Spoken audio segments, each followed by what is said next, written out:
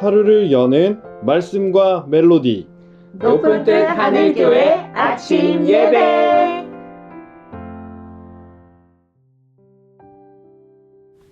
(7월 30일) 하나님께서 오늘 우리에게 주시는 말씀은 에스겔 10장 1절에서 8절 말씀입니다.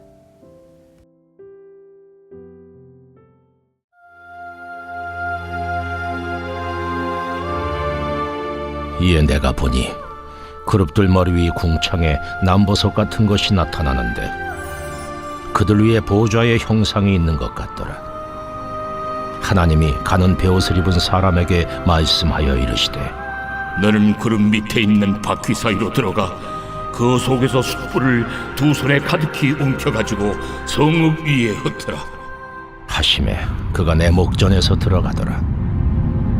그 사람이 들어갈 때에 그룹들은 성전 오른쪽에 서 있고 구름은 안뜰에 가득하며 여호와의 영광이 그룹에서 올라와 성전 문지방에 이르니 구름이 성전에 가득하며 여호와의 영화로운 광채가 뜰에 가득하였고 그룹들의 날개 소리는 바깥 뜰까지 들리는데 전능하신 하나님이 말씀하시는 음성 같더라.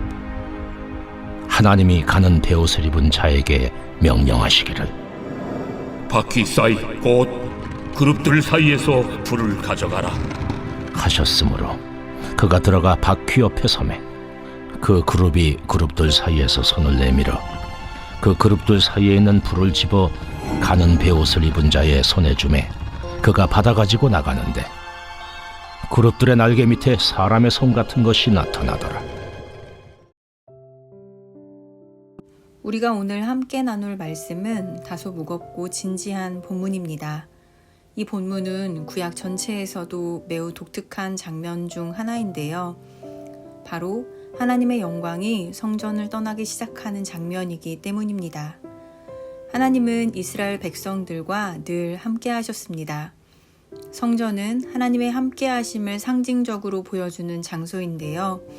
그렇기에 성전은 이스라엘 백성에게 제의적 의미를 뛰어넘는 공간이었습니다. 성전은 하나님의 임재를 상징하는 곳이었고 민족의 중심이었으며 정체성의 본질이었습니다. 이곳 저곳을 떠돌던 유목민이 하나님의 선민으로서 땅을 기업으로 받았고 하나님만 예배하며 하나님께서 기뻐하시는 법도와 율례를 지키며 살겠다는 언약이 내재된 장소였기 때문입니다. 그런데 그 성전에서 하나님의 영광이 성전을 떠나기 시작했습니다. 2절 말씀입니다. 하나님이 가는 배 옷을 입은 사람에게 말씀하여 이르시되 너는 구름 밑에 있는 바퀴 사이로 들어가 그곳에서 숯불을 두 손에 가득히 움켜 가지고 성읍 위에 흩으라 하시매. 하나님께서 성전을 떠나는 것보다 더 심각한 영적인 위기는 없을 것입니다. 에스겔은 포로된 땅 바벨론에서 환상을 보았습니다. 하늘의 보좌와 네 그룹, 불붙은 숯불, 모든 것이 하나님의 뜻이 너무도 확실했음을 의미했습니다. 이 환상들의 핵심은 하나님이 그 백성을 더 이상 동일한 방식으로 함께하지 않으시겠다는 뜻이었습니다. 본문 2절에서 세마포 옷 입은 사람이 등장하는데 그는 하나님의 명령을 받아 그룹들 사이에서 불붙은 숯불을 받아 예루살렘 위에 뿌리게 됩니다. 이 숯불은 단순한 불이 아닙니다. 그것은 심판의 불이며 동시에 정결케 하는 불이었습니다. 하나님은 죄를 그대로 두지 않으십니다. 왜냐하면 그분은 공의로우시며 거룩하시기 때문입니다. 그래서 때로는 사랑이 침묵처럼 보이는 순간에도 하나님께서는 정의를 이루시고 회복을 위한 아픔을 허락하시는 것입니다. 이스라엘 백성은 겉으로는 성전 예배를 드리고 있었지만 그들의 마음은 이미 하나님을 떠나 있었습니다. 우상 숭배와 불의, 사회의 부패와 영적인 무감각, 하나님께서 수없이 경고하시고 선지자들을 통해 말씀하셨지만 백성들은 전혀 듣지 않았습니다. 결국 하나님은 그 거룩한 보좌를 움직이셨고 그 영광을 옮기시며 심판의 불을 준비하셨습니다. 서신서를 보면 바울이 종종 우리 자신이 하나님의 성전이라고 고백했던 것을 찾아볼 수 있는데요. 고린도전서 3장 16절에도 그런 말씀이 나옵니다. 제가 읽어드리겠습니다.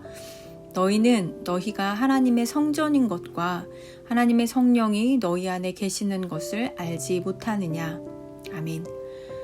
사랑하는 성도 여러분, 에스겔의 말씀을 통해 우리 자신을 돌아보기를 원합니다. 내 마음은 지금 하나님의 임재로 가득합니까? 하나님이 진짜 주인 되시는 삶을 살고 있습니까?